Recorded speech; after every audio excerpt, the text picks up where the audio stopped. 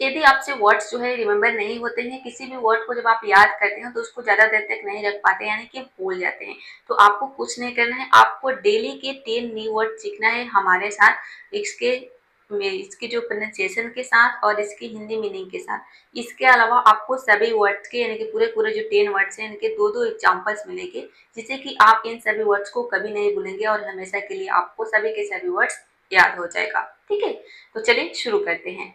तो भाई सबसे पहला वर्ड है फार्दर। ठीक है, इसे हम पढ़ते हैं फार्दर, मतलब होता है और दूर। जैसे वह स्कूल से फार्दर रहता है, यहाँ पे द कर लेना है थ के जगह पे। ठीक है, मतलब कि स्कूल से और दूर रहता है। He live further from the school. पहाड़ की चोटी और फार्दर, द कर लेना है, ठीक है, और फार्दर है मतलब कि और दूर है। The top of the mountain, ठीक है, टॉप ऑफ द माउंटेन का मतलब है कि पहाड़ की चोटी। इज है father.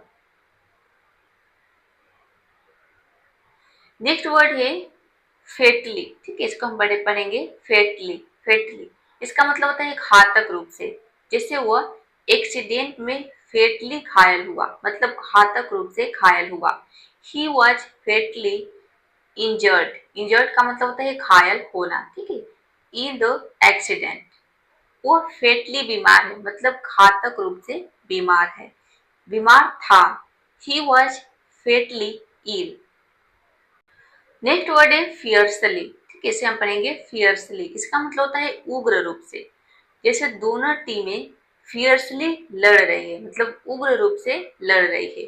Both teams were fighting fiercely. उसने फियर्सली विरोध किया। ही प्रोटेस्टेड। ठीक है, प्रोटेस्ट का मतलब होता है विरोध करना, तो उसका सेकेंड फॉर्म है प्रोटेस्टेड, मतलब विरोध किया।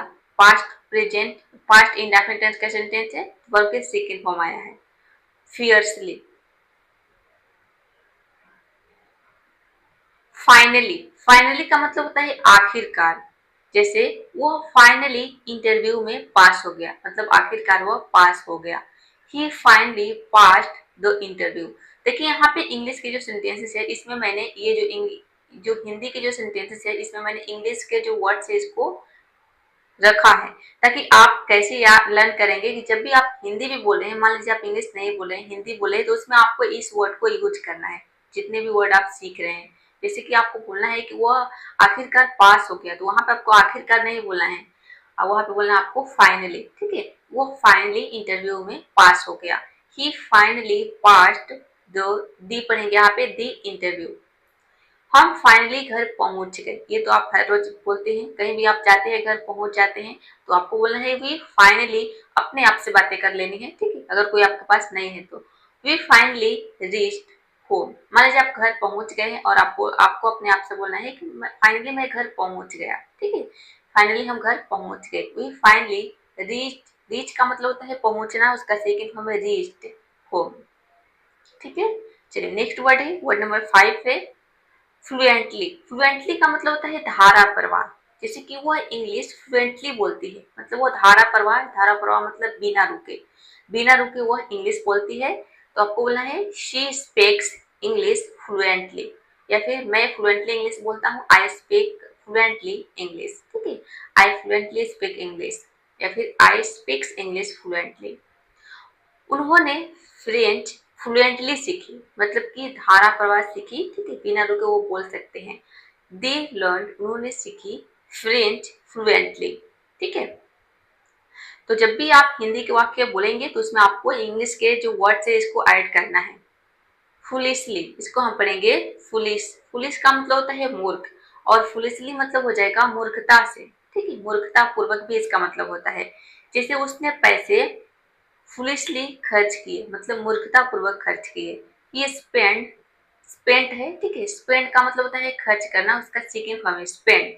उसने खर्च किए दो मनी, पैसे, फुलिशली मतलब मूर्खता से।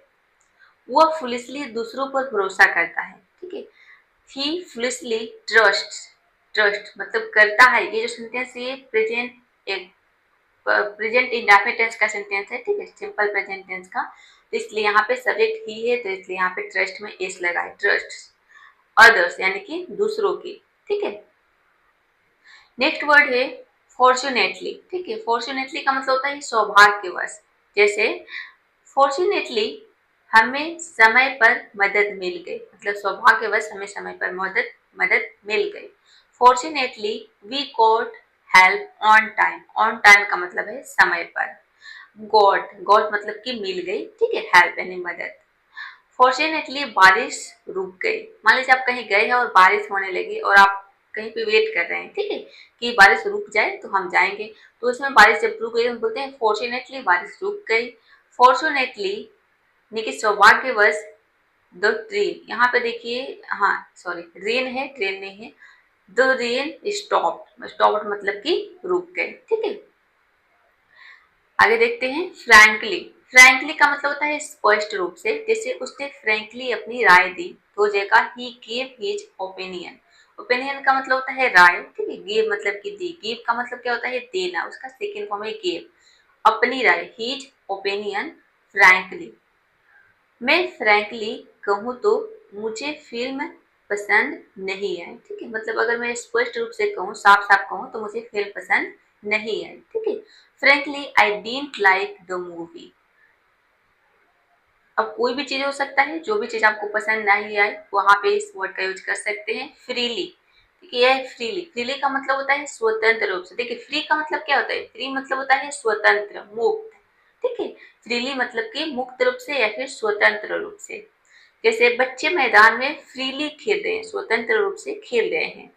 चिल्ड्रन वर प्लेइंग, कैसे वर्ड, इस वर्ड का यूज करेंगे। मान लीजिए फील्ड में बहुत सारे बच्चे क्रिकेट खेल रहे हैं, ठीक है, तो वहां पे आप इस वर्ड को यूज कर देना है आपको कि जो बच्चे हैं वो फ्रीली मैदान में खेल रहे हैं, फ्रीली फील्ड में खेल रहे हैं, ठीक है।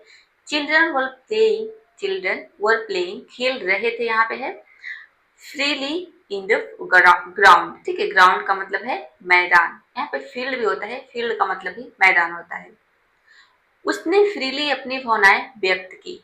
ही एक्सप्रेस्ड, देखिए एक्सप्रेस का मतलब होता है व्यक्त करना, उसका सेकंड फॉर्म एक्सप्रेस्ड मतलब व्यक्त की हर फीलिंग्स। फीलिंग्स मतलब होता है भावनाएं, फ्रीली यानी कि स्वतंत्र रूप से। नेक्स्ट वर्ड है, सबसे लास्ट वर्ड है फ्रीक्वेंटली, ठीक है। फ्रीक्वेंटली का मतलब होता है बार बार। जैसे वो फ्रीक्वेंटली स्कूल नहीं आता, मतलब वो बार बार स्कूल नहीं आता।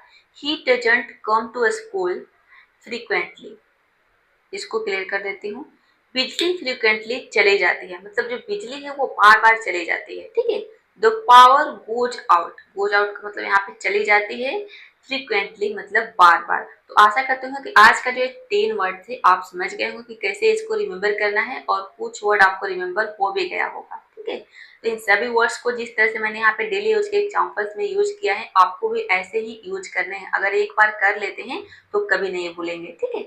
यहाँ पे मैं आपको रियलिटी बता रही हूँ, कोई भी शॉर्टकट ट्रिक नहीं होता है, ठीक है। ट्रिक कुछ दिन तक काम करता है लेकिन वो भी हम भूल जाते हैं।